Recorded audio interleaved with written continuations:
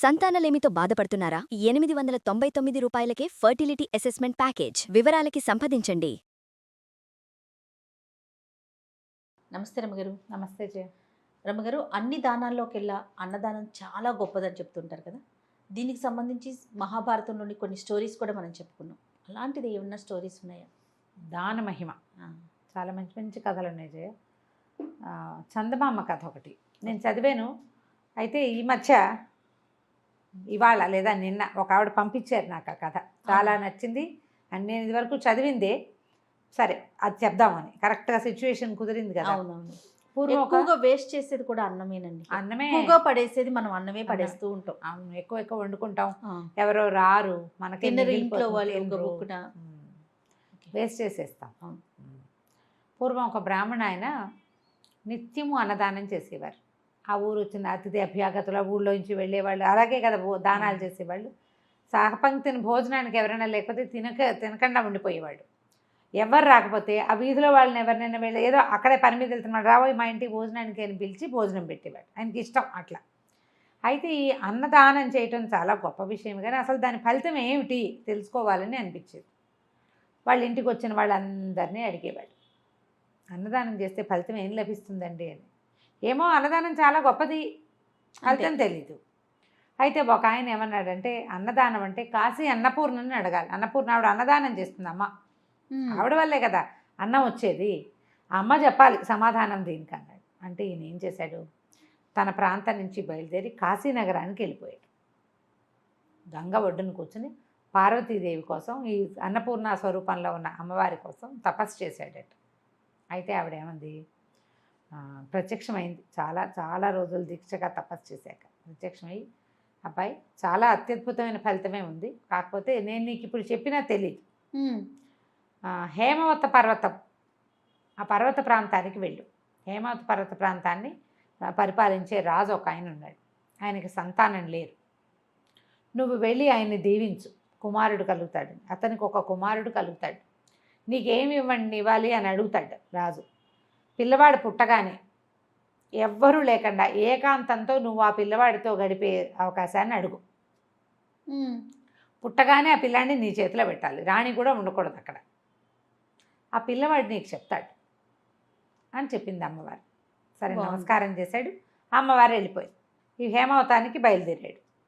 అప్పుడంతా కాలినడకలు కదా, ట్రాన్స్పోర్టేషన్ ఏముంది, నడుచుకుంటూ వెళ్ళటమే. కాశీనగరానికి కొన్ని నెలల తరబడి నడిచి అక్కడ తపస్సు చేశాడు. అక్కడి నుంచి ఇక్కడికి బయలుదేరాడు. అయితే ఈ పర్వత ప్రాంతానికి వెళ్ళేసరికి ఒక చోట చీకటి పడిపోయింది. ఆయన వెళ్తూ ఉంటే ఒక బోయేవాడు కనిపించాడు. ఆయనకి బోయెడు కనపడి, బాబు ఎక్కడికండి వెళ్తున్నారు, ఎక్కడికి ప్రయాణం అని అడిగాడు. అడిగితే, బాబు హేమవత పర్వతానికి వెళ్ళాలి నాయన, పర్వతం దగ్గరికి, అక్కడున్న రాజుగారిని కలవాలనుకుంటున్నానంటే, అయ్యో ఆవిడ దూరం వచ్చేసారండి, దారి తప్పిపోయారు. ఇప్పుడు నేను దారి చూపించగలను, నాకు తెలుసు, కానీ మీరు ఆ దారి వెంట వెళ్తే అక్కడ దాకా చేరే లోపల చీకటి పడిపోతుంది. ఇప్పుడే చీకటి పడింది. ఓ పని చేయండి, ఈ అడవంతా ఎలుగులు ఏగోళాలు ఉన్నాయి, పులులు అవి కూడా తిరుగుతున్నాయి, ఇక్కడే ఉండండి, నిద్రపోండి, రేపు పొద్దున్నే తీసుకెళ్తాను అన్నాడు. సరే ఈయన ఒప్పుకున్నాడు, బాగానే ఉందిగా. సరే అతను ఒక వ్యవసాయం చేసుకుంటున్నాడు, ఓ చిన్న మంచి వేసుకుని ఉంటున్నాడు అక్కడ. ఇవన్నీ తన మంచి దగ్గరికి తీసుకెళ్ళి ఉండమన్నాడు. మరి భోజనం పెట్టద్దు రాత్రికి, అతని దగ్గర ఆనపకాయలు ఉన్నాయి, మినపకాయలు కందికాయలు అవి ఉన్నాయి, వాటిని ఉడికించుకుని తినచ్చు. అన్నం లేకపోయినా బాగుంటాయి, అవి కూడా పప్పులు అవి ఉడికించుకుని తింటే పొట్ట నిండుతుంది. కానీ వీటిని ఉడికించుకుని తినేందుకు ఒక కుండ ఇవ్వద్దు ఆయనకి, ఎందులోనూ ఉడికి పట్టుకోవాలి. కుండ ఇవ్వడానికి అతని దగ్గర పాపం పాత కుండలే ఉన్నాయి, కానీ కొత్త కుండ లేదు. మామూలుగా ఇలాంటి సంసారాలు ఏంటంటే 1-2 కొత్త కుండలు ఉంచుకుంటారు. ఇలా బ్రాహ్మలు ఎవరైనా ఆ దారిని పోతుంటే వాళ్ళకి ఒక కొత్త కుండ ఇస్తే ఆ కుండలో వండుకుని తింటారు. తాము మాంసం వండుకునే కుండ ఆయనకి ఇవ్వబుద్ధి కాల.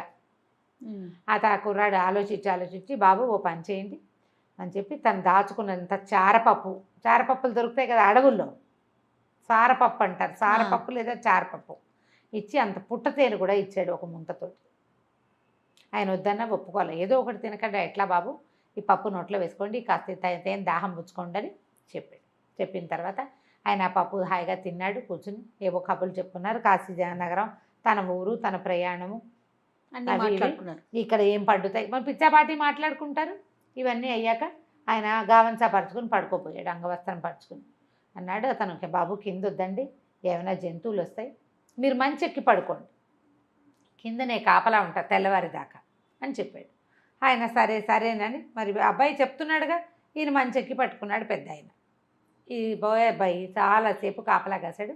తెల్లవారుసామున చల్లని గాలికి కొంచెం కునుకు పట్టేసింది. ఆ ప్రాంతాల్లో తిరుగుతున్న పూలు ఒకటి మీద పడి అతను చంపేసింది. అయ్యో, సంహరించింది. తెల్లవారు లేచి చూస్తే చచ్చిపడి ఉన్న ఇతన్ని చూసేసరికి ఆయన చాలా దుఃఖం వచ్చింది. అయ్యో నా వల్ల ఇట్లా అయిపోయిందే అని చాలా బాధపడ్డాడు. బోయెడు భార్య వచ్చింది అక్కడికి. చూసింది భర్తని, గారుగారుమని ఏడ్చింది. ఏం చేస్తుంది? అక్కడి నుంచి ఏమంది, అయ్యా పదండి మిమ్మల్ని హేమవత పర్వతానికి దింపుతానంటే, అయ్యో అమ్మ నా వల్ల ఈ కష్టం వచ్చింది నీకు, నేను ఇట్లా మంచం మీద పడుకుంటే బాగుండేది. అతను కూడా అంత పెద్ద ఇద్దరు మనుషులు పడుకునే మంచం కాదు, మామూలుగా మంచం మీద పడుకున్నాడు, జంతువులు ఎక్కువ. నా వల్ల ఇలా అయిందంటే, మా కర్మానుభవానికి నువ్వేం చేస్తావు నాయన? మా కర్మ. ఇప్పుడు మా ఇంటి మాకు ఎవరైనా గెస్ట్ వస్తే మేము పైనే పడుకోబెడతాం, పర్వాలేదని చెప్పి అమ్మాయి ఏం చేసింది, ఆయనకి ఆమడ దూరం ఆయనతో పాటు వెళ్ళి ఆ హేమవత పర్వత ప్రాంతంలో ఉన్న రాజ్యానికి దారి చూపించి వెనక్కి వచ్చి భర్తతో సహగమనం చేసేసింది. ఆయనకు తెలుసు అమ్మాయి సహగమనం చేస్తుందని. అప్పటి ఆచారాలు అవి, ఎవరు లేరు వాళ్ళ జీవితానికి. అయితే ఈయన అక్కడికి వెళ్ళాక రాజ్యంలో రాజుగారిని చూశాడు. చూసి రాజుకు చెప్పాడు, మీకు సంతానం కలుగుతుంది, మగ పిల్లవాడు పుడతాడు అని. ఆయన రాజు చాలా సంతోషించాడు.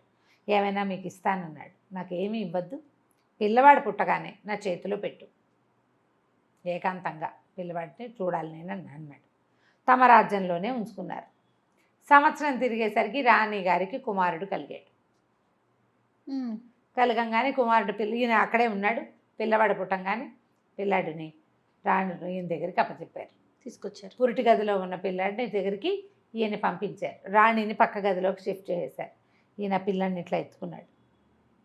అప్పుడే పుట్టిన పిల్లాడు టక్కిర నోరు తెచ్చి పెద్దవాళ్ళలాగా చెప్పాడు, మహానుభావ నీ చేతిలోకే వచ్చాను నేను, నీకు చారపప్పు పుట్టతేనే పెట్టిన బోయేవాడు ఉన్నాడే వాడే నేను. ఒక్క పూట నీకు ఆహారం ఇచ్చిన పుణ్యానికి రాజకుటుంబంలో కుమారుడిగా జన్మించి రాజ్యాన్ని ఏలబోతున్నాను. ఒక పూట తాత్కాలిక ఆహారం, స్నాక్, అది పూర్తి భోజనం కాదు, ఇచ్చినందుకే నాకు ఇలాంటి ఫలితం లభించింది. నిత్యము పూర్తిగా అన్నాన్ని గనక దానం చేస్తే ఎలాంటి ఫలితం లభిస్తుందో ఇంకా నీకు వేరే చెప్పాలా అనగానే ఈయన ఆశ్చర్యపోయాడు. పిల్లాడు మామూలుగా అయిపోయి కుయ్యో అమర్రో అని ఏడుస్తున్నాడు. కుయ్యమని మామూలుగా. ఆ మొదటి పుట్టగానే వాడికి పూర్వజన్మ స్మృతి ఉంటుంది, పిల్లలందరికీ ఉంటుంది. పుట్టగానే ఈయన చేతిలో పెట్టారనమాట. వాడు ఏడవటం మొదలుపెట్టాక మామూలుగా అయిపోతాడు, మనుషుల చేతుల్లోకి వెళ్ళేసరికి అయిపోతాడు, మామూలుగా చేతులు తిరుగుతాడు. అది తను ఎక్కడున్నారో తెలియదు, డిజబుల్డ్గా ఎవరో ఒకళ్ళు వాడికి సహాయం చేయాలి, వాడిని ఎత్తుకోవాలి, వాడిని కావలించుకోవాలి, వాడికి పాలు పోయాలి, నీళ్లు పోయాలి. పూర్వజన్మ జ్ఞానంతో జన్మిస్తారు